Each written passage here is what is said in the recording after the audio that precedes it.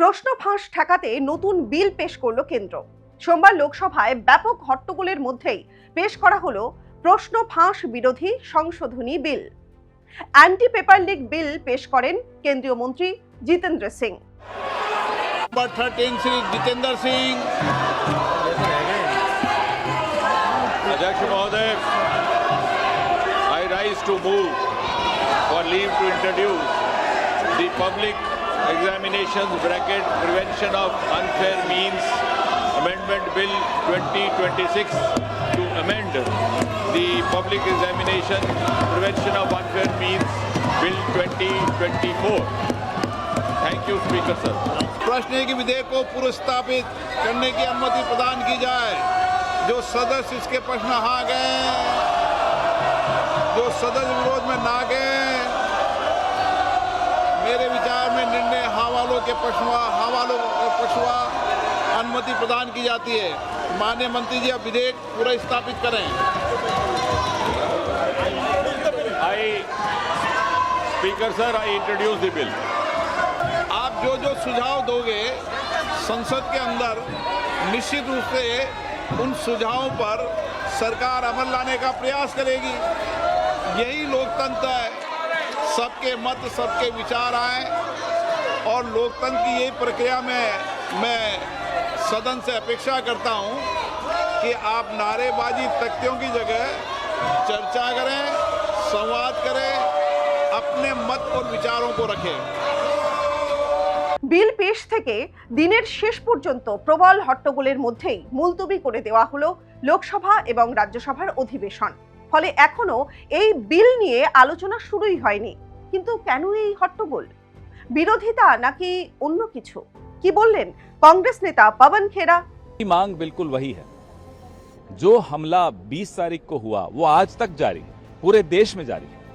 बंगाल, बिहार, अलग अलग राज्यों में हम देख रहे हैं, रिपोर्ट्स आ रही हैं कि नौजवानों पर पुलिस बहुत ज्यादा बर्बरता इस्तेमाल कर रही है। देश के नौजवान, देश की पुलिस, देश का गृह मंत्री, जवाबदेही तो देनी होगी। এই ঘটনায় বিরোধীদের তীব্র সমালোচনা করেন সাংসদ कंगना रनौत। इनको कुर्सी नहीं मिलती, ये संसद चलने नहीं देंगे, चाहे कितना भी जरूरी मुद्दा हो। अगर आप देखें आज जो एजुकेशन रिफॉर्म के लिए जब वो बिल आया तो इन सब ने हाथ उठा के मना किया।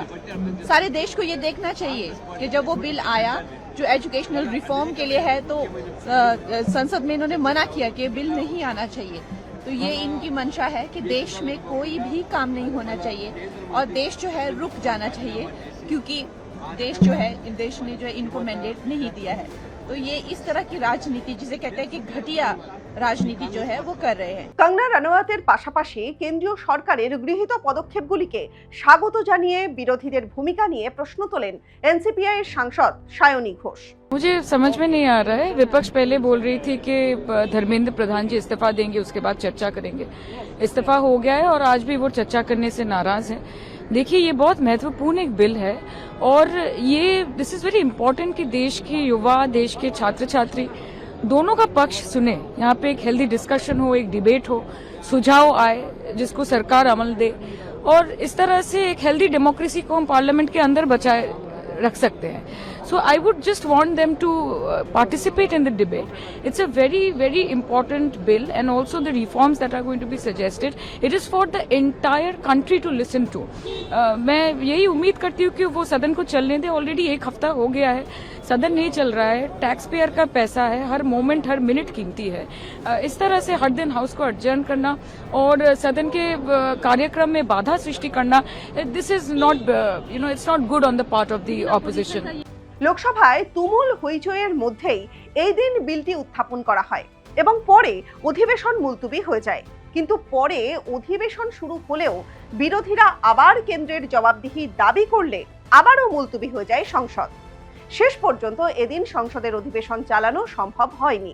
ফের মঙ্গলবার সকাল 11টায় শুরু হবে সংসদের অধিবেশন।